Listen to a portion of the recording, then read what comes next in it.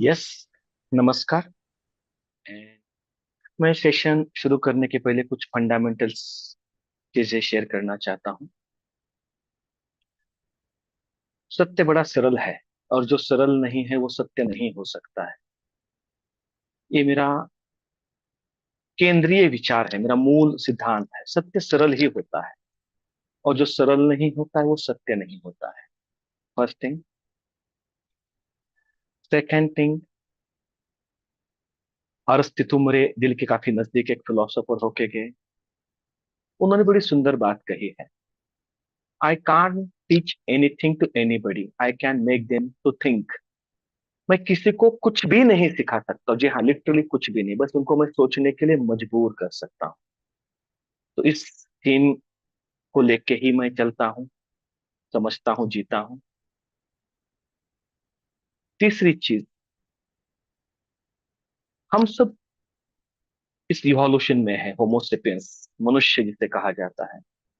हम सिर्फ विचार ले सकते हैं। अनुभव हमारे अंदर पड़े ही है, हमारी चेतना में अनुभव पड़े ही है। हम सब बाहर से विचार ले सकते हैं और कुछ भी नहीं ले सकते अंदर। हमारी चेतना को स्पष्ट विचारों की जरूरत है। और आज की दुनिया में, इस आपाधापी में, प्रासंगिक है बहुत ज्यादा स्पष्ट विचारों की। तो ये प्रासंगिकता है, बहुत ज्यादा स्पष्ट विचार चाहिए। तो मैं बस आपको अपने अनुभव शेयर कर रहा हूं, जो आपको आपके जीवन में आपके अनुभव को मैच करता है उतना ही लीजिए, जिसे मैं राइट रेजोनेंस कहता हूं। बाकी यहाँ अंतिम सत्य कुछ भी नहीं है। अगर आप ठीक से देखोगे, शंकराचार्य जब बोलते हैं ब्रह्म सत्य जगत मिथ्या, तो वो अंतिम सत्य की बात करते हैं। कृष्णमूर्ति जब बोलते हैं truth is a pathless land, वो अंतिम सत्य की बात कर रहे हैं। मेरा ये मानना है, सामान्य लोग, गृहस्थी, हम जैसे सामान्य लोग जो थोड़ा है थोड़े की खोज में हैं, सब थोड़ा थोड़ा जीते हैं, एंजॉय करते हैं अपने अपने समझ से, अपने अपने परिपक्वता से। हम सबको रिलेटिव ट्रुथ की ज्यादा जरूरत है। अब्सोल्यूट ट्रुथ हम डाइजेस्ट नहीं कर पाते। टू बी वेरी स्पेसिफिक, मैं अपनी खुद की बात करूंगा। I may be wrong, I may be totally wrong. तो मेरा रस पहले से ही रिलेटिव ट्रुथ में है। सापेक्ष सत्य में मुझे रस है। निरपेक्ष सत्य या अंतिम सत्य की बातें जनरली मुझे डाइजेस्ट नहीं होती है, या मैं जी नहीं पाता हूं, तो उसकी बातें करना मैं टालता हूं। तो यस, हम जो रिलेटिव ट्रुथ है, जिसका हम डे बाय डे लाइफ में उपयोग कर सकते हैं, हमारे व्यवहारिक जीवन में, परिवार में, ऑफिस में, जॉब में, डे बाय डे लाइफ में, मित्रों के साथ, जो हर रोज की खूबसूरत झंझटें हैं, उसके लिए जो उपयोगी सत्य है, उसे बुद्ध कहते हैं उपयोगी सत्य। तो मुझे उस उपयोगी सत्य में रस है। सोचा था घर बना के सुकून से बैठूंगा, घर की जरूरतों ने मुसाफिर बना डाला। तो हम सबकी जो मुसाफिरी चल रही है, हम सब चेतना है, आत्मा है। कुछ लोगों को पता है, कुछ लोगों को पता नहीं है। कुछ लोग मानते हैं, कुछ लोग नहीं मानते, उससे कुछ फर्क नहीं पड़ता है। मेजोरिटी हो या माइनॉरिटी हो, सत्य सत्य है। 5 करोड़ लोग भी चिल्ला के झूठ बोलने लगे तो उसे सत्य नहीं बदलता है। सत्य का मतलब है जो कभी नहीं बदलता है, कभी कभी नहीं बदलता है। बुद्ध ने उसे धम्म कहा। तो ये जो यात्रा है, हम सब की जो यात्रा है, हम सब ट्रेवलर है। कुछ समय के लिए इस शरीर में आए हैं। तो हमें ऐसे विचार चाहिए जो हमारे जीवन को आसान करे। तो उसी जीवन को आसान करने की प्रक्रिया में हम सब को ट्रेवलर है। मैं मानता हूं आप सब जीवन प्रेमी हो, मैं भी जीवन प्रेमी हूँ। तो मेरे जीवन में मुझे जो कुछ मेरे अल्प बुद्धि में समझ में आया, जो इसको मैं जी पाता हूँ, समझ में आने का तात्पर्य जिसको मैं जी पाता हूँ, अप्लाई कर पाता हूँ मेरे फैमिली में, मेरे दोस्तों के साथ, मेरे बिजनेस में, रिलेशंस में, डे बाय डे लाइफ की एक्टिविटीज में, लाइफ स्टाइल में, मैं उसी की बात करना ज्यादा पसंद करता हूँ। तो यस, हम सेशन शुरू करते हैं। ये कुछ चीजें आपको ध्यान रखनी है। Thank you Nita ma'am again, gratitude, it's pleasure for me, honour for me, really thank you. हम शुरू करते हैं।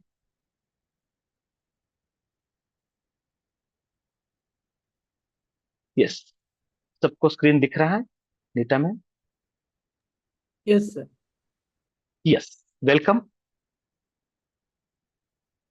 तो सत्य बड़ा सरल होता है, जो सरल नहीं होता है वो सत्य नहीं होता है। हम यहाँ रिलेटिव ट्रुथ की बात कर रहे हैं, अब्सोल्यूट सत्य की बात नहीं कर रहे हैं। सब कुछ रिलेटिव है। रिलेटिव का मतलब है जो जहां खड़ा है वहां से चीजें समझता है, देखता है। तो सबके लिए कुछ ऐसा रास्ता हो, ऐसे विचार हो जो सबके जीवन को आसान करने में सहयोगी हो जाए, उनके रिलेटिविटी में। वेलकम।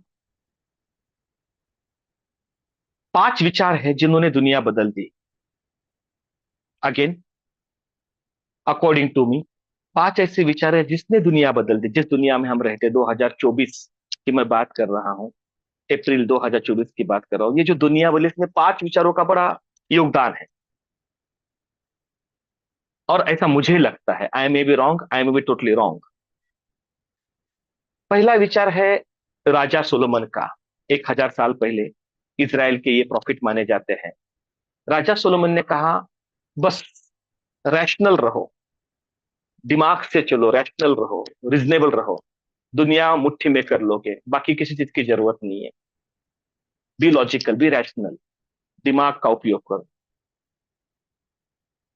दूसरा विचार आया जीसस का।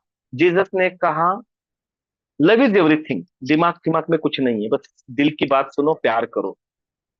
बस प्यार ही सब चीजों का सोल्यूशन है। Love is ultimate medicine, Jesus ने कहा। तीसरे विचारक है कार्ल मार्क्स। कार्ल मार्क्स ने कहा, दिमाग में, दिल में मत जाओ, ये उलझाने वाली गली है। Survival is everything. तुम जिंदा रहोगे तो कुछ कर पाओगे। दिल और दिमाग की गलियों में मत जाना, वो गलियां बहुत टेढ़ी है। ऑप्टिकल इल्यूजन है, मेंटल इल्यूजन्स है। उन्होंने कहा सर्वाइवल इज एवरीथिंग। पापी पेट का सवाल, बस उसको मेंटेन करो। चौथे विचारक है Sigmund Freud, father of modern psychology या psychology, Sigmund Freud. Sigmund Freud ने कहा, दिमाग, दिल और पेट के चक्कर में मत जाओ, एवरीथिंग इज सेक्स। जीवन में सबसे जो फंडामेंटल है वो सेक्स है, उससे ऊपर कुछ भी नहीं दुनिया में, सिगमंड फ्राइड ने कहा। और पांचवा विचारा आइंस्टाइन का। आइंस्टाइन ने कहा, एवरीथिंग इज रिलेटिव। सब कुछ रिलेटिव है। जी हाँ, हमें कभी कभी दिमाग का यूज करना पड़ता है, बहुत बार दिल का भी उपयोग करना पड़ता है। पापी पेट का सवाल है, खाना पड़ता ही है। सेक्स भी एक फंडामेंटल चीज है हमारे लाइफ की। सब कुछ की जरूरत पड़ती है, लेकिन ये सब रिलेटिव है। हमें रैशनल भी होना है, हमें लविंग भी होना है, हमें अपने पापी पेट का सवाल मेंटेन भी करना है, सेक्स को भी एंजॉय करना है, और ये सब कुछ रिलेटिव है। तो ये 5 विचारों ने दुनिया बदल दी। मेरी तो दुनिया बदल दी, बाकी 800 करोड़ लोगों की बात नहीं कर सकता हूं मैं। कभी कभी मैं अब्सोल्यूट ट्रुथ के क्लब में रहा करता था, अंतिम सत्य के क्लब में रहा करता था। मारो काटो, बस जो मुझे सत्य समझ में आए वही सत्य, बाकी सब बकवास, बाकी सब भ्रम, बाकी सब इल्यूजन। अब मेरे जीवन के अनुभव मुझे बताते हैं कि सब रिलेटिव है। Yes, everything is relative. For example, physics कहता है हम क्या है, we are a tar star dust. हम क्या है, अणुओं के संघ से बने। हम क्या है, व्हाट ए ह्यूमन बींग्स। हम अणुओं की जोड़ है, करोड़ों अणु एक जगह आ गए और हम बन गए हैं, अकॉर्डिंग टू फिजिक्स। केमिस्ट्री कहती है हम केमिकल बॉन्ड्स है, हमारे अंदर केमिस्ट्री है, उस केमिस्ट्री के तोल मेल से, केमिस्ट्री के कॉम्बिनेशन से हम बने हुए हैं।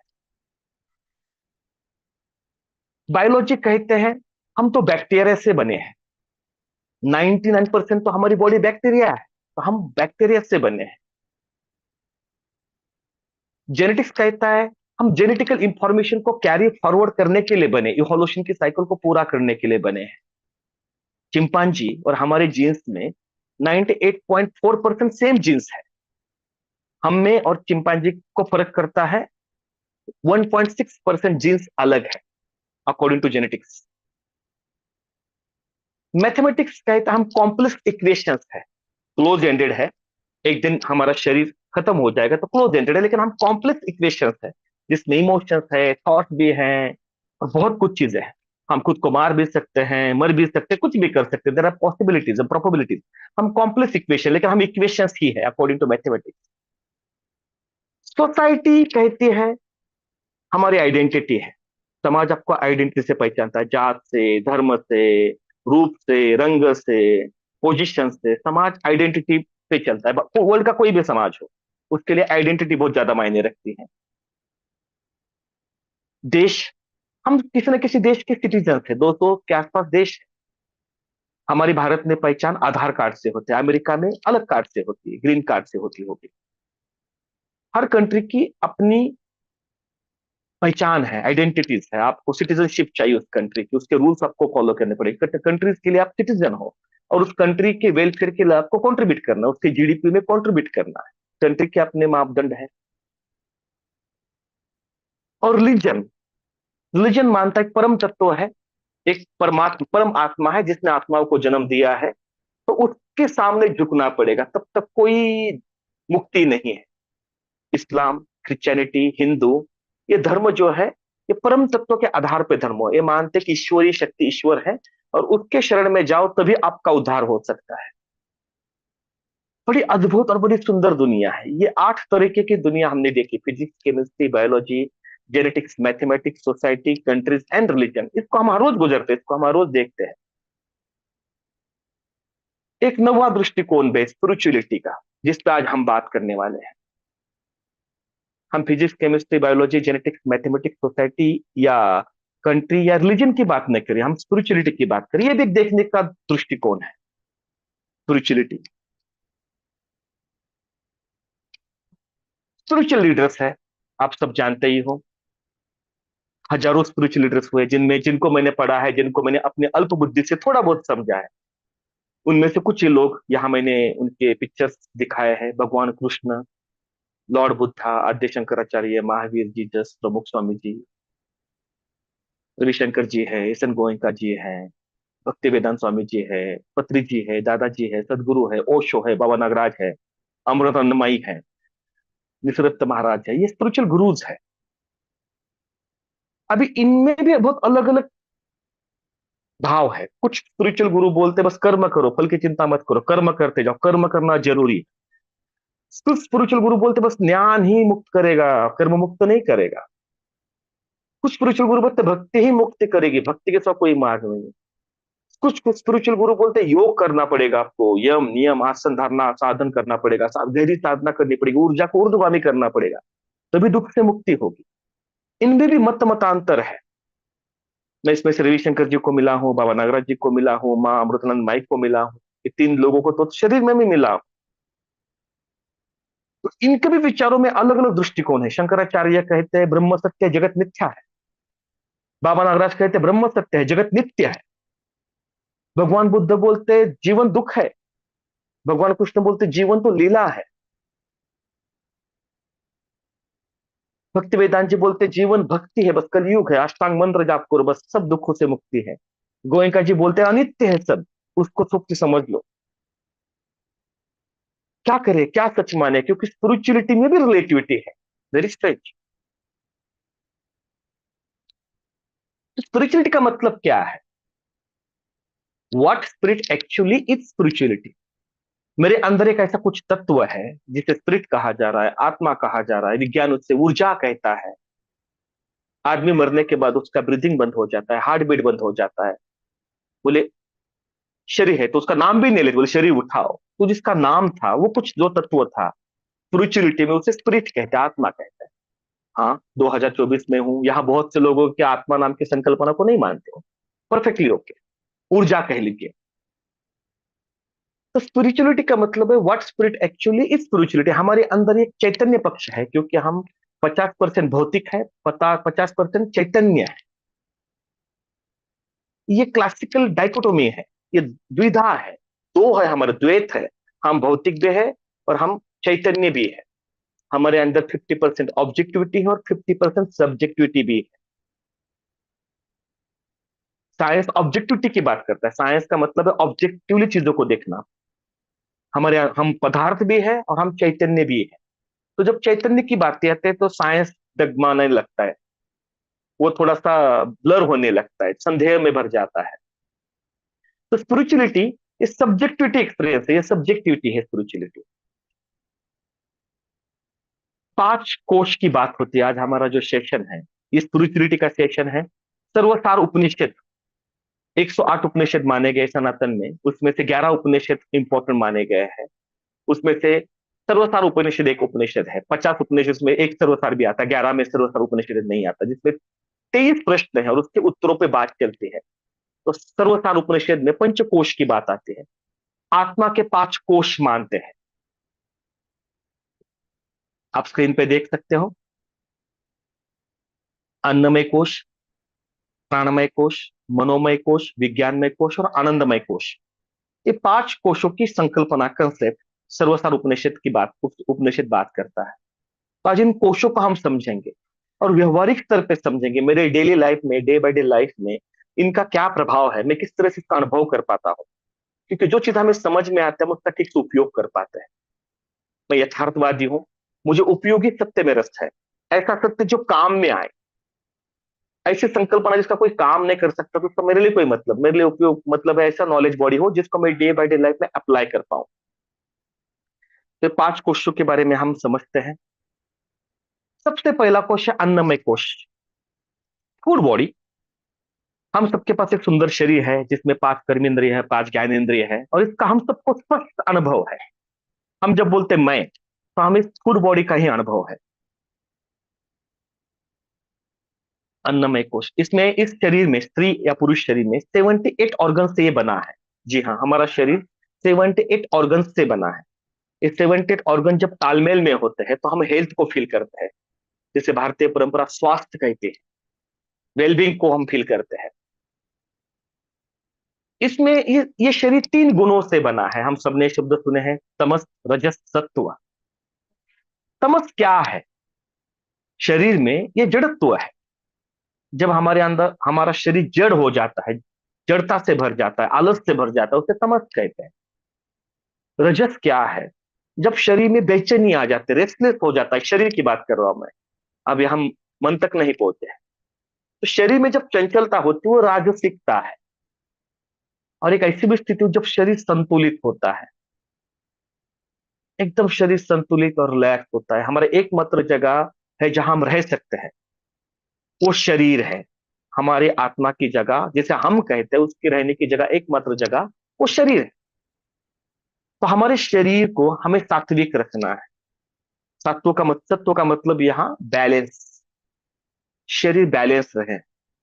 जो एथलेटिक्स होते हैं, वर्ल्ड क्लास एथलेटिक्स होते हैं, जो ओलंपिक में भाग लेते हैं, उनका heart beat normally per minute 60 cycle per second पे मैनेज किया जाता है। उनको ऐसी ट्रेनिंग दी जाती है कि उनका हार्ट बीट 1 मिनट में 60 बार धड़के। उस तरह से उनको ट्रेनिंग दी जाती है। सबसे डीप रेस्ट है जब आपका शरीर 1 मिनट में 60 बार बीट कर रहा है, डीप रेस्ट मानी जाती है। मेरे एक शिक्षा गुरु हुआ करते थे, उनका हार्ट बीट 1 मिनट में 45 था। ये डॉक्यूमेंटेड है, 45 1 मिनट। एवरेज आदमी का हार्ट बीट होता है 70 से लेके 100 की रेंज है। तो ये शरीर जितना बैलेंस होगा उतना हम एक्टिविटीज को एंजॉय कर पाएंगे। अब ये फुल बॉडी को कैसे बैलेंस किया जाए? फुल बॉडी का मतलब जो अन्न से बना है, इसमें जड़ भी है और इसमें तरल भी है, इसमें सॉलिड भी चीजें हैं और लिक्विड भी चीजें हैं। तो ये फूड बॉडी को किस तरह से बैलेंस किया जाए, सब किया रखा जाए? Nutrition, exercise and sleep, quality of sleep. विज्ञान 2024 में जो विज्ञान की खोज है, ये साबित कर चुकी है कि इस बॉडी को, ये जो हमारा भौतिक शरीर है, फूड बॉडी है, इसमें सबसे इंपॉर्टेंट चीज है, पहले मानी जाती थी न्यूट्रिशन, एक्सरसाइज, फिर स्लीप। अब माना जाता है एक नंबर पर सबसे इंपॉर्टेंट है sleep, the quality of sleep.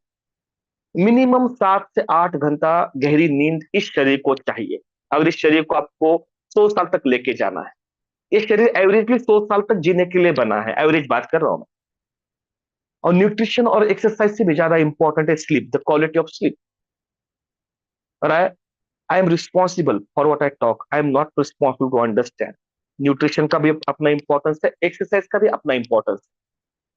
विज्ञान कहता है हर रोज आप 20 मिनट भी ठीक से मोमेंटम करते हो, एक्सरसाइज करते हो, एक वीक में 150 मिनट भी एक्सरसाइज करते हो, तो बॉडी बैलेंस होती है अकॉर्डिंग टू साइंस।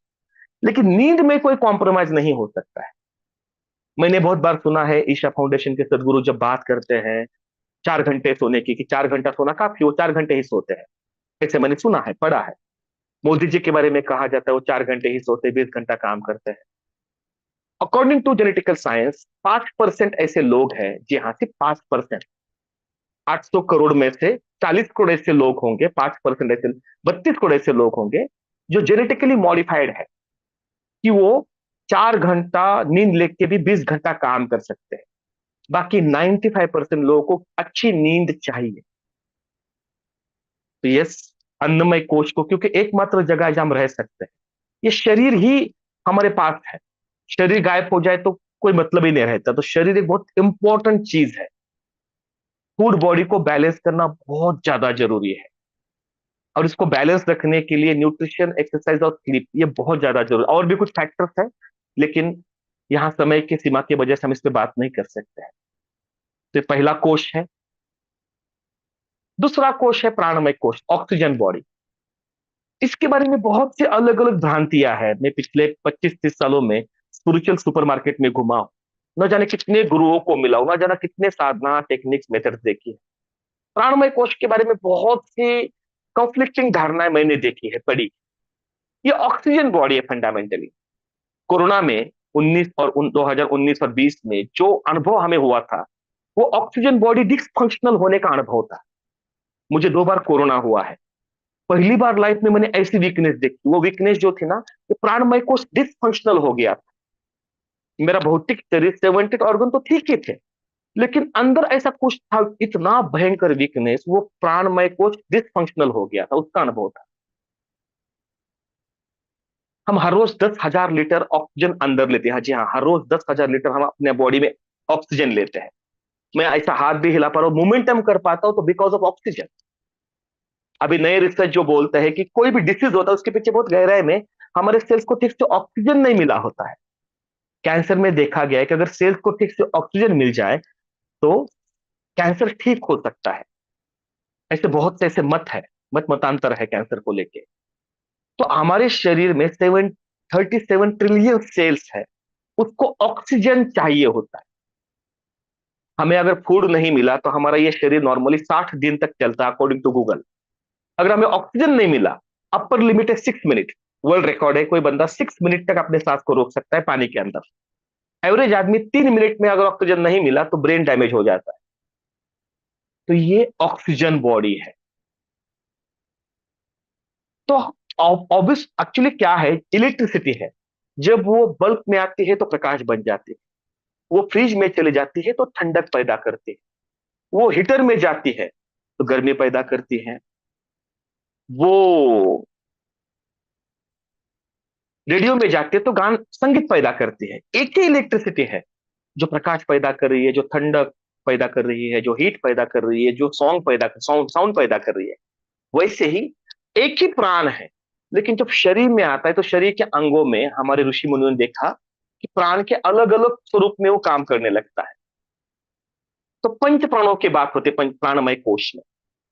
उदान, जब प्राण ऑक्सीजन पंच इंद्रियों के लिए काम करने लगता है, गर्दन के ऊपर का जो ब्रेन है और जो पंच इंद्रिय है, आंख, कान, स्मेल, टच टच, ये जो चीजें हैं पंच इंद्रिय, जहां से हम इंफॉर्मेशन अंदर लेते हैं, बाहर की दुनिया के बारे में सचेत होते हैं, वो उदान का काम है।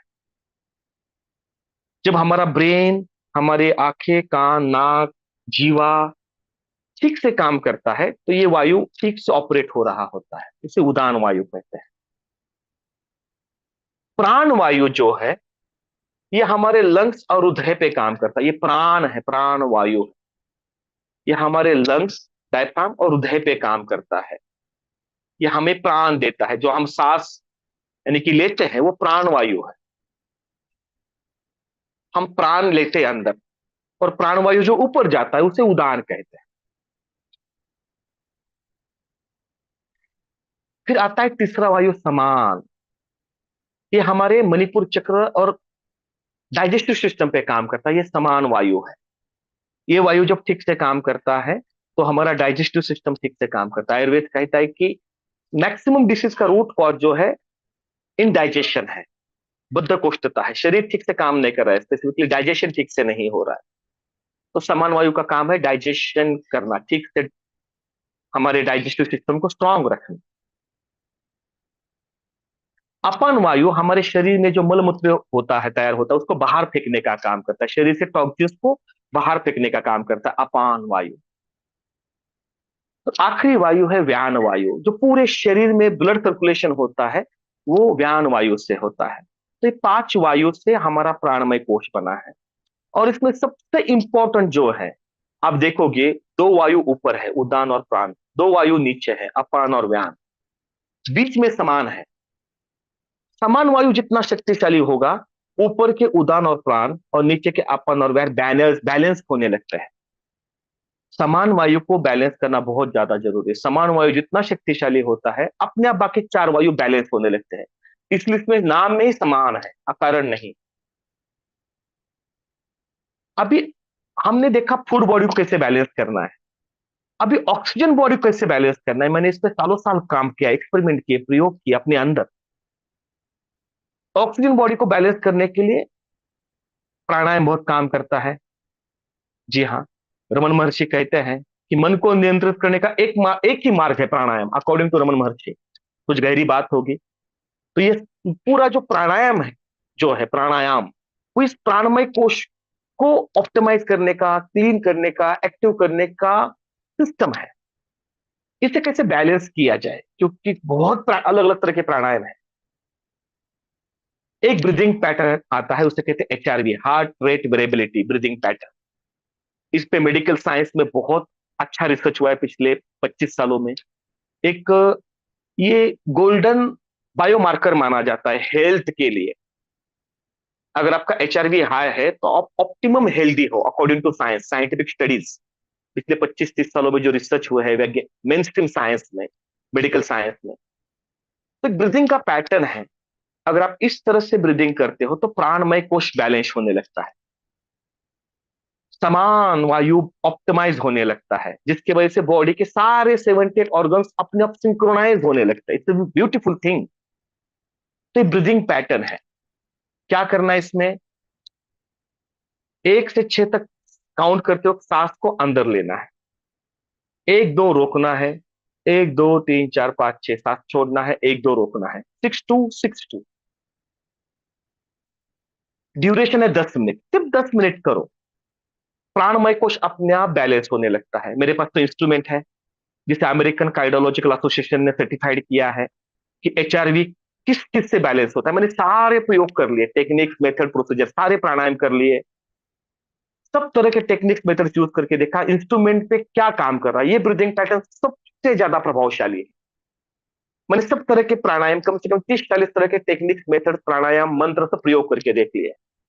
अगर इस ब्रीदिंग पैटर्न में आप ब्रीदिंग करते हो मिनिमम 10 मिनट, 600 सेकेंड्स, तो आपका प्राणमय कोश बैलेंस होने लगता है, समान वायु बैलेंस होने लगता है। ये 10 मिनट ही करना है, स्पेसिफिकली सुबह बिल्कुल नहीं करना है, ये दोपहर को या रात को सोने के पहले ही करना है। तो प्राणमय कोश है, और इसके बारे में कहा जाता है कि इसमें 2 नाड़ियों की बात होती है, इस कोश में 3 नाड़ियों की बात होती है, इड़ा नाड़ी, पिंगला नाड़ी और सुषुम्ना नाड़ी। इसमें 72,000 पाथवेज माने गए हैं। मेरा अनुभव तो नहीं है 72,000 नाड़ियों का, इड़ा पिंगला सुषुम्ना का मुझे अनुभव है।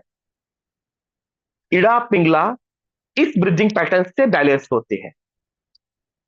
जब इड़ा पिंगला बैलेंस होते हैं तो हमारी सुषुम्ना नाड़ी एक्टिवेट हो जाती है। सुषुम्ना जो है उसे कहते हैं क्रैनियल नर्व है, 10 नंबर की नर्व है, वेगस नर्व। हमारे बॉडी में ब्रेन से बॉडी तक जाने की 12 नर्व माने गए हैं, उसमें से एक सबसे इंपॉर्टेंट नर्व है क्रैनियल नर्व। क्रैनियल नर्व उसको कहते हैं वेगल नर्व, वेगस नर्व। ये वेगस नर्व यानी कि आध्यात्मिक भाषा में उसे कहा जाता है सुषुम्ना नाड़ी। ये ब्रीदिंग पैटर्न से सुषुम्ना नाड़ी बैलेंस में आने लगती है। 10वीं क्रैनियल नर्व जो वेगल नर्व वो बैलेंस होने लगते हैं। इसके अगणित फायदे हैं। तो ये आपको प्राणमय कोश को बैलेंस करना है तो इस ब्रीदिंग पैटर्न का आप यूज कर सकते हो। तीसरा कोश है मनोमय कोश। मन चंगा तो कोटि तुम्हें गंगा, मेमोरी बॉडीज। अभी थोड़ी जटिलताएं शुरू हो जाती है, क्योंकि अन्नमय कोश बहुत क्लियर है, प्राणमय कोश तो उसकी बैटरी है। शरीर की बैटरी जो है वो प्राणमय कोश से निश्चित होती है, शरीर में ऊर्जा कितनी है, वाइटेलिटी कितनी है। मनोमय कोश थोड़ा सा गहरा है। मेमोरी बॉडी, उसे कुछ लोग सूक्ष्म शरीर भी बोलते हैं। ये उलझी हुई गलियां है, ये मनोमय कोश है। इमोशनल, फिजिकल, फाइनेंशियल और सोशल जो मेमोरीज हमारे अंदर पड़ी है, चार ही तरह की मेमोरीज होती है। भावनात्मक, शरीर की भावना की भावनाओं की मेमोरी, शरीर की मेमोरी, आर्थिक तनाव की मेमोरी और सामाजिक तनाव की मेमोरी। जो हमारे अंदर तनाव, कॉन्फ्लिक्ट्स पैदा होते हैं, ये सब यहाँ स्टोर है। मनोमय कोश रैंडमाइज मेमोरीज का होता है। कुछ लोग उसे अनकॉन्शियस माइंड भी बोलते हैं, कुछ लोग इसे अनकॉन्शियस माइंड भी बोलते हैं। यहाँ बहुत ज्यादा इंफॉर्मेशन पड़ी है, रैंडमाइज इंफॉर्मेशन पड़ी है, अनस्ट्रक्चर्ड इंफॉर्मेशन पड़ी है। मनोमय कोश बहुत विशाल है, सब मेमोरीज यहाँ पड़ी है। अगर आप पिछले जन्म को मानते हो, वो मेमोरीज भी यहाँ पड़ी है। आप बहुत गहराई से सारी मेमोरीज का द्वार है ये, इसको ज्यादा छेड़ना नहीं चाहिए। ये ऐसी दलदल है ना, इस दलदल में अगर घुस गए तो उसे बाहर निकलना बहुत जटिल है। इमोशनल, फिजिकल, फाइनेंशियल, सोशल जो पेन है सब यहाँ पड़े हैं। तो मनोमय कोश, यहां से सिर्फ लर्निंग लेनी होती है। मनोमय कोश में ज्यादा जाने की जरूरत नहीं होती। मनोमय कोश ये भूतकाल है। भूतकाल, जो शरीर छोड़ देते भूतकाल के हो जाए, मुझे भूत कहते हैं। कुछ लोग मनोमय कोश में ज्यादा जी के भूत हो जाते हैं। वो भूतपूर्व ही रहते हैं, वो भूतकाल में ही जाते हैं। चाहे वो पास्ट लाइफ रिग्रेशन के माध्यम से जाए, चाहे वो भूतकाल की पीड़ा को याद करके करके याद करे, लेकिन वो फंडामेंटली भूत ही है। भूतकाल में जाने का कोई मतलब नहीं है, वो चला गया है। बस लर्निंग के लिए जाना चाहिए मनोमय कोश। और मनोमय कोश बहुत ही मिस इंफॉर्म्ड है, डिस इंफॉर्म है। तो मनोमय कोश को ठीक से समझना जरूरी है। चार ही मेमोरीज होती है वहां, चाहे कितने जन्मों की हो। वो इमोशनल होगी, फिजिकल होगी, फाइनेंशियल होगी, सोशल होगी। पांचवी मेमोरी आपको नहीं मिलेगी। इसे कैसे बैलेंस किया जाए? जब भी आप तनाव में आते हो, ये तनाव एक तो इमोशनल होगा, फिजिकल होगा, फाइनेंशियल होगा, सोशल होगा। इसको बैलेंस करने के लिए जो प्राणायाम है, उसे कहते हैं रिजोनेंट ब्रीदिंग। बस सिंपल है, सत्य बड़ा सरल होता है। जो सरल नहीं होता वो सत्य नहीं होता है। बस इनहेल 5 सेकंड करना है, एक्सहेल 5 सेकंड करना है। मोटा मोटा 1 मिनट में 6 से 7 ब्रीदिंग होनी चाहिए। एवरेज ह्यूमंस की ब्रीदिंग मोटा मोटा 16 से 20 ब्रीदिंग होती है 1 मिनट। अगर आप अपनी ब्रीदिंग को 1 मिनट में 6 से 8 तक लाते हो, 6 से 8, तो आपके अंदर एक सुकून का अनुभव होने लगता है। 10 मिनट अगर आप रेजोनेंट ब्रीदिंग करते हो, तो आप अपने मेमोरीज के ऊपर उठने लगते हो। बड़ा अद्भुत प्रयोग है ये। कितनी भी मेमोरीज केओटिक हो, इमोशनल पेन हो, फिजिकल पेन हो, फाइनेंशियल, सोशल, स्पेसिफिकली जो मेमोरीज का पेन है, झट से उठ जाओ क्या। मैंने किया है, करके देखिए। ये एक्सपेरिमेंटल है, एक्सपीरियंशियल है, थ्योरेटिकल नहीं। एक्सपीरियंस मैंने किया है, तभी आपसे बात कर रहा हूं। विज्ञान के इसके पीछे प्रूफ है। तो जब जब आप रेजोनेंट ब्रीदिंग करोगे, केओटिक जो रैंडमाइज मेमोरी है, क्योंकि मनोमय कोश की सारी मेमोरीज रैंडमाइज है, एक साथ रैंडमाइज है, जैसे कि हजारों मेमोरीज रैंडमाइज है। एवरेजली हम हर रोज 40 GB मेमोरी अंदर लेते हैं। जी हाँ, 40 GB मेमोरी अंदर लेते हैं। और इसलिए 40-50 सालों से ले रहे हैं, हर रोज 40 GB के एवरेज से सोचो। वो रैंडमाइज मेमोरीज है, इमोशनल, फिजिकल, फाइनेंशियल, सोशल। उसको बैलेंस करना बहुत जरूरी है।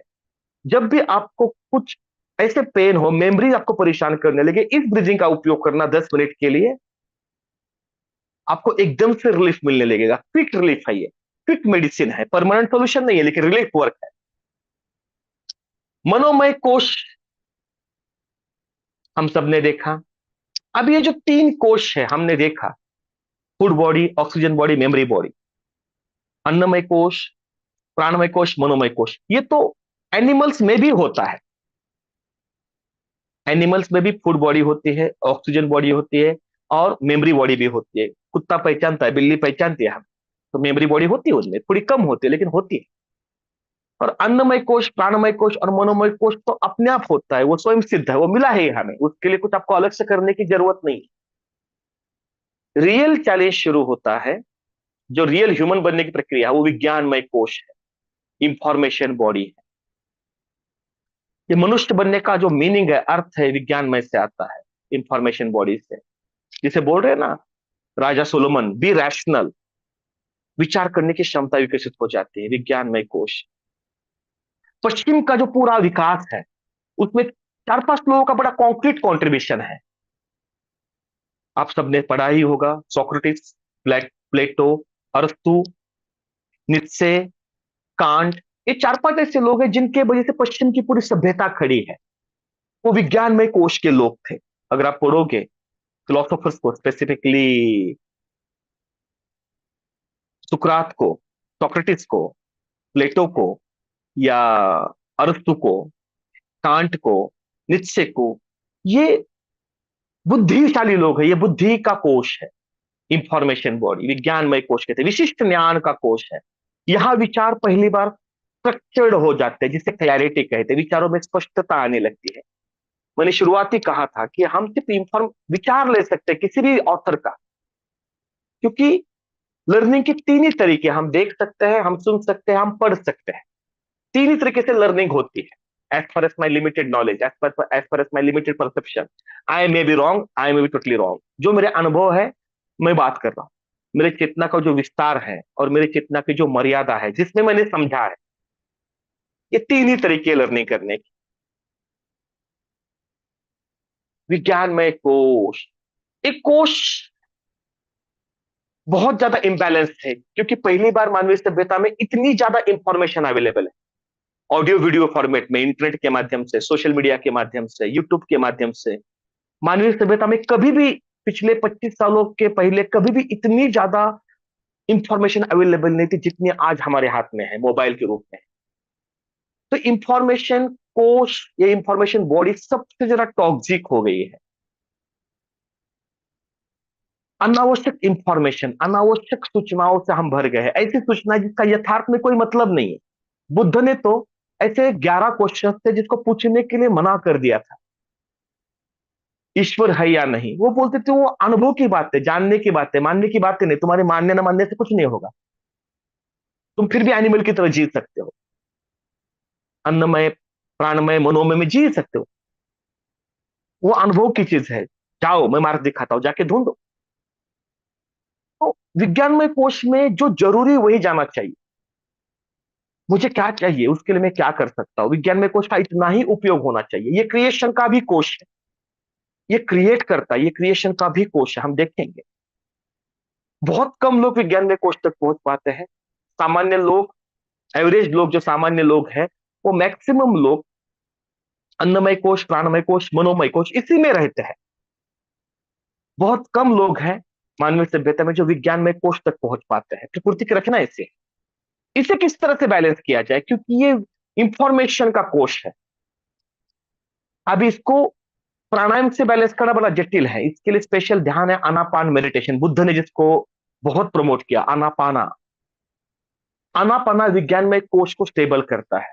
आपके अंदर जो इंफॉर्मेशन इतनी ज्यादा, चित्त पे इतने इंफॉर्मेशन आ रहे, इतने शब्द तैयार हो रहे चित्त वृत्तियों में, उसको स्थिर किया जाता है आनापान से। आनापान भगवान बुद्ध ने दिया हुआ मेडिटेशन है, और आपको जान के आश्चर्य होगा, जब वो सिखाते थे तो पहले तो 10 साल तो आनापान ही करवा के लेते थे। जी हाँ, जो उनके शिष्य होते थे, जो गृहस्थ थे, उनको कहते थे 2 घंटा सुबह शाम आनापान करो। और जो सन्यासी थे उनसे दिन भर में 8-10 घंटा तो आनापान ही करवाते थे, क्योंकि आपको ज्ञान तो हो जाए, क्योंकि इतनी ज्यादा झंझटें हैं अन्नमय कोश की, प्राणमय कोश की, मनोमय कोश की, उसमें अनंत जन्मों तक उलझा जा सकता है। तो बुद्ध तो 8-10 साल तो आनापान ही करवाते थे। मैंने विपश्यना 5 बार किए हैं, और 5 बार में मैंने सिर्फ आनापान ही किया है, विपश्यना तो अभी शुरू ही नहीं की मैं। जब 10 बार विपश्यना करूंगा तो मैं ठीक से विपश्यना शुरू करूंगा। विपश्यना पहले आनापान होता है, फिर उसके बाद विपश्यना होती है। भगवान बुद्ध विपश्यना की दीक्षा 10 सालों बाद देते थे। पहले तो आनापान ही करवाते थे, मन यानी एकाग्र करवाते थे इंफॉर्मेशन को। तो आनापान मेडिटेशन से इंफॉर्मेशन बॉडी बैलेंस होती है। क्या है आनापान? जो सांस आती है और जाती है, जहां सांस का स्पर्श हो रहा है, उस स्पर्श बिंदु पर एकाग्र होना है। इसमें कोई नियंत्रित प्राणायाम नहीं है। आनापान प्राणायाम बिल्कुल नहीं है। जैसे मैंने आपको 3 प्राणायाम की बात कही, 2 प्राणायाम की बात कही, स्पेसिफिकली एचआरवी ब्रीदिंग और रिजोनेंट ब्रीदिंग, वो नियंत्रित प्राण को कंट्रोल करने का अभ्यास है। विज्ञान में कोश में प्राण को कंट्रोल करने की जरूरत नहीं, विज्ञान में कोश को इंफॉर्मेशन को फोकस करने की जरूरत है। उसके लिए आनापान है। हर रोज आधा घंटा मिनिमम आनापान करना जरूरी है, हो सके तो सुबह शाम आधा आधा घंटा। इससे एकाग्रता बहुत ज्यादा बढ़ जाती है। आज के बच्चों को तो ये बहुत ज्यादा जरूरी है, क्योंकि इतनी ज्यादा इंफॉर्मेशन है, मनोमय इतना ओवरलोडेड है, ओवरबर्डनड है। और विज्ञान में इतनी ज्यादा इंफॉर्मेशन, ये बुद्धि का कोश है, ये बुद्धि का कोश है। मन और बुद्धि, मनोबुद्धि। तो मन में जो सूचनाएं पड़ी है, जो मेमोरीज पड़ी है, उसका जो हम मीनिंग लगाते हैं हम इंफॉर्मेशन में, वो इंफॉर्मेशन बॉडी है। तो हमें एकाग्र होने की जरूरत है। जी हाँ, मैं अवेयरनेस की बात नहीं कह रहा हूँ, एकाग्रता की बात कह रहा हूँ। विज्ञान में कोश में एकाग्रता बहुत ज्यादा जरूरी है। अंदर की दुनिया में भी एकाग्रता जरूरी है, चित्तवृत्तियों को समझने के लिए, ऊपर उठने के लिए। और बाहर की दुनिया में सक्सेस होने के लिए भी एकाग्रता की जरूरत है। तो आपको विज्ञान में कोश को बैलेंस करना है तो आनापान का अभ्यास करना बहुत ज्यादा जरूरी है। पांचवा कोश है आनंदमय कोश, जॉय बॉडी। देखिए, जो अन्नमय कोश है वो स्थूल है, प्राणमय कोश सूक्ष्म है, मनोमय कोश सूक्ष्मतर है, विज्ञानमय कोश सूक्ष्मतम है। बुद्धि सबसे सूक्ष्मतम तत्व है मनुष्य जीवन का। उसके बाद सीधा आनंद है, यह आनंदमय कोश है। जब ऊर्जा सहस्त्रार तक पहुंचती है तब इसका अनुभव होने लगता है। नीचे के 6 चक्रों को ऊर्जा भेदन करके जब यहां पहुंचती है ब्रह्मरंध्र पे, तब आनंद का अनुभव होता है। इसे कैसे एक्टिवेट किया जाए, क्योंकि इसको बैलेंस नहीं किया जा सकता है। इसे एक्टिवेट कैसे किया जाए, क्योंकि आनंदमय कोश में हम ज्यादा रह नहीं सकते हैं। आनंदमय कोश में ज्यादा रहने का हमें अनुभव नहीं है, बहुत बिरले लोग ज्यादा आनंदी रह सकते हैं। हम ज्यादा तो रहते हैं फूड बॉडी में, ऑक्सीजन बॉडी में, मेमोरी बॉडी में, या इंफॉर्मेशन बॉडी में। अभी ह्यूमैनिटी यही रुकी है। बहुत कम लोग हैं बिरले जो विषय रहित आनंद लेते हैं, आनंद अकारण आनंदी होते हैं। हम उन्हें पागल बोलते हैं। मनोमय कोश वाले लोग तो बोलते हैं अकारण आनंदी हो रहा है, पागल है। छोटे बच्चे देखिए, आनंदमय कोश उनके लिए बहुत एक्सेसिबल है। वो बहुत छोटी छोटी चीजों में आनंदी हो जाते हैं। उनको आनंदी रहने के लिए ज्यादा झंझटें करनी नहीं पड़ती है। तो इसे किस तरह से एक्टिवेट किया जाए? Unconditional acceptance and gratitude for people, object and situations. जब आप अनकंडीशनली एक्सेप्ट करते हो किस चीज को, पीपल, ऑब्जेक्ट एंड सिचुएशंस, और ग्रेटिट्यूड फील करते हो, तब इस आनंदमय कोश का अनुभव होता है। जिन्हें चाहो उनसे कुछ भी मत चाहो। Unconditional acceptance and gratitude for people, object and situation. Unconditional acceptance, people, object and situation, कोई कंडीशन नहीं है, तब आपको आनंद मिलेगा। अपेक्षाएं आनंद कम करती हैं। अपेक्षाएं मनोमय कोश का अनुभव है। आनंदमय कोश में अपेक्षा रहित आनंद है, विषय रहित आनंद है। कोई विषय नहीं फिर भी आनंद है। लेना देना बंद है फिर भी आनंद है। एक शिक्षा गुरु कहा करते थे, लेना देना बंद है फिर भी आनंद है। वो आनंदमय कोश से स्थित है, कोई अपेक्षा ही नहीं किसी से, कोई मोह नहीं है, कोई कंडीशंस नहीं है। तो लेकिन यहां ज्यादा रहा नहीं जा सकता अनकंडीशनल एक्सेप्टेंस, क्योंकि हम अनकंडीशनल रहते नहीं, हम कंडीशनल है। पहली चीज अनकंडीशनल एक्सेप्टेंस हमें डेवलप करना सीखना पड़ेगा अपने परिवार में। और ग्रेटिट्यूड, एटीट्यूड ऑफ ग्रेटिट्यूड। जितने भी हैप्पीनेस पे रिसर्च है अभी, न्यूरो साइंस या साइकोलॉजी के,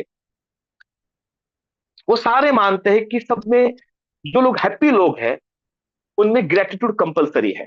जो ऑलरेडी मिला है उसको स्वीकार भाव, जो प्राप्त है वो पर्याप्त है, जो मिला है उसके प्रति स्वीकार भाव, ये ग्रेटिट्यूड है। पहले पहचान तो लो जो मिला है आपको, उसके लिए तो ग्रेटिट्यूड फील करो। आपको जान के आश्चर्य होगा, भारत 136 नंबर पे है हैप्पीनेस इंडेक्स में। 136 नंबर पे है हैप्पीनेस। ग्रेटिट्यूड की बहुत ज्यादा कमी है। ग्रेटिट्यूड सबसे पावरफुल मेडिसिन है। जितना ज्यादा आप ग्रेटिट्यूड में रहोगे, अनकंडीशनल रहोगे, हृदय को शक्ति मिलती है, आनंद पैदा होता है। हर रोज ग्रेटिट्यूड का अभ्यास करना चाहिए 15 मिनट। मैं करता हूं। जो कुछ आपको मिला है, देखिए ऐसा मनुष्य, हम जो चिंतन करते हैं हमारे अंदर, हम ना पदार्थ के बारे में सोचते हैं ज्यादा अंदर की दुनिया में, ना हम प्लांट के बारे में सोचते हैं, ना एनिमल्स के बारे में सोचते हैं। हम सब सोचते हैं लोगों के बारे में, चाहे वो परिवार के हो, चाहे समाज के हो, चाहे मित्र हो। हम अपने अंदर कंटिन्यू लोगों के बारे में ही सोचते रहते हैं। और एटीट्यूड ऑफ ग्रेटिट्यूड बहुत ज्यादा जरूरी है। 15 मिनट आप ग्रेटिट्यूड का फील करोगे, आपको बहुत से लोगों ने मदद की है, इमोशनली, फिजिकली, फाइनेंशियली, सोशली। जितना ज्यादा आप ग्रेटिट्यूड फील करोगे, आनंदमय कोश एक्टिवेट होता जाएगा। जैसे जैसे आनंदमय कोश एक्टिवेट होगा, आपका मनोमय कोश अपने आप विप होता जाएगा। क्योंकि अंधकार से लड़ने का मतलब ही नहीं है। कुछ लोग मनोमय कोश को सिद्ध करने में निकल जाते हैं, गड़बड़ है। जब तक गंगा में नाली गंगा में बह रही थी तो कोई प्रॉब्लम नहीं, गंगा नाली को बहा के लेके जाती। लेकिन अब गंगा ही नाले से बहने लगी, गड़बड़ है। जैसे जैसे आनंदमय कोश शक्तिशाली होता जाएगा, वैसे वैसे मनोमय कोश अपने आप युक्त होता जाएगा। जैसे जैसे आनंद का प्रकाश बढ़ेगा, मनोमय कोश का अंधकार अपने आप नष्ट होता जाएगा। इसलिए ग्रेटिट्यूड, हर रोज सुबह उठ के 15 मिनट ग्रेटिट्यूड फील करिए, एटीट्यूड ऑफ ग्रेटिट्यूड। मेरे को ट्रैवल ने बड़ी सुंदर बात कही थी, डॉक्टर है, बोलते who is a grateful, who is not grateful. सबसे बड़ा मूर्ख कौन है जो ग्रेटफुल नहीं है। हर रोज 15 मिनट आप यहां भी पहुंचो ना, किसी ने आपको इमोशनली मदद की है, किसी ने आपको फिजिकली मदद की है, किसी ने फाइनेंशियली, किसी ने सोशली। तो ग्रेटिट्यूड का एक भी चांस मत छोड़िए। मैं दिन में 100 बार ग्रेटिट्यूड फील करता हूं, मेरे अंदर और बाहर भी।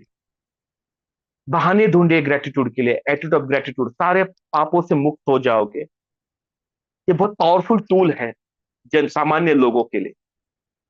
तो आनंदमय कोश को बढ़ाने का सबसे आसान मार्ग है ग्रेटिट्यूड, मेरे हिसाब से। और बहुत से मार्ग हो सकते हैं, लेकिन ग्रेटिट्यूड एक बहुत आसान मार्ग है। मेडिटेशन की 2 स्टेप हो सकती है। पहले, मन और बुद्धि को शांत करना, मनोमय कोश और विज्ञानमय कोश को शांत करना, मेडिटेशन की पहली स्टेप है। और दूसरा स्टेट है कि अंदर के आनंद को महसूस करना। मेडिटेशन 2 स्टेप में होगा। पहले मन शांत हो तो बुद्धि अपने आप शांत होती है, और उसके आधार पे फिर आनंदमय कोश एक्टिवेट होता है, तो अंदर का आनंद का अनुभव होता है। लेकिन हम 24/7 आनंद में नहीं रह सकते हैं। 16 घंटे में आप 1 घंटा 1 घंटा आनंद में रहोगे, दिन भर आनंद नहीं रह सकते हैं। Not possible. कुछ कुछ बिरले लोग होते हैं, लेकिन नॉर्मली कंटिन्यू आनंद में हम नहीं रह सकते, क्योंकि आनंद का मतलब है यू फील कंप्लीट। सुकून का मतलब क्या, आनंद का मतलब है अंदर शांति है, अंदर से सुरक्षा का भाव है, यू फील कंप्लीट। ये 3 चीजों का जब अनुभव हमारे अंदर होने लगता है, पीस, हैप्पीनेस और कंप्लीटनेस, जिसे जॉय कहता हूं मैं। पीस, हैप्पीनेस, जॉय का जब अनुभव होता है तो सुकून आता है। सुकून ढूंढिए, जरूरतें कभी खत्म नहीं होती है। तो अंदर पीस, अंदर से सिक्योरिटी का फील, अंदर से कंप्लीटनेस का फील, तब सुकून का अनुभव होता है। आनंदमय कोश एक्सेस होने लगता है, क्योंकि आनंदमय कोश में कुछ अभाव नहीं है, कुछ भी अभाव नहीं। बाकी चारों कोश अधूरे है, अधूरापन है। प्राणमय यानी कि फूड बॉडी में, ऑक्सीजन बॉडी में, मनोमय कोश यानी कि मेमोरी बॉडी में, इंफॉर्मेशन बॉडी में एक अधूरापन है। फूड बॉडी को गर्मी लगती है तो हमें एसी चाहिए, ठंडक चाहिए, एक अजीब सा अधूरापन महसूस होता है धूप में, आज हम सब अनुभव करते हैं आजकल। प्राणमय कोश में कंटिन्यू बॉडी को अच्छा प्राण चाहिए, कंटिन्यू प्राण लेना पड़ता है, ऑप्टिमाइज ऑक्सीजन लेना पड़ता है। मनोमय कोश में ना जाने कितने अधूरे अनुभव है। मनोमय कोश का मतलब अधूरेपन का अनुभव है, सारे दुख यारे अनुभव वहां पड़े हैं। विज्ञान में कोश में कंटिन्यू नई नई इंफॉर्मेशन चाहिए, पुरानी इंफॉर्मेशन में मजा ही नहीं आता। नई नई इंफॉर्मेशन चाहिए, एक्साइटिंग नॉवेल्टी चाहिए, नई नई इंफॉर्मेशन की किक चाहिए, इंफॉर्मेशन किक चाहिए। तो चारों कोशों में नॉर्मली इनकम्प्लीटनेस का अनुभव होता है, अधूरेपन का अनुभव होता है। स्पेसिफिकली विज्ञानमय कोश में नई कल्पनाएं, नई संकल्पनाएं, नए कंसेप्ट, नई आइडिया, नई इमेजिनेशन, सब कुछ नया नया चाहिए। इस सदी में, इस समय सबसे ज्यादा इंफॉर्मेशन बॉडी पे काम किया ओशो ने, रजनीश ने। अभी इंफॉर्मेशन बॉडी का प्रॉब्लम ही वही है। आप कुछ भी बोलोगे, 20% शब्द पहुंचेंगे, 80% अनुभव नहीं पहुंचाए जा सकते। लैंग्वेज का वही प्रॉब्लम है। मैंने बहुत अच्छा खाना खाया, मैंने बहुत अच्छा रसगुल्ला खाया, अभी मैं आपको कितना भी वर्णन करूं, आपको 20% समझ में आएगा।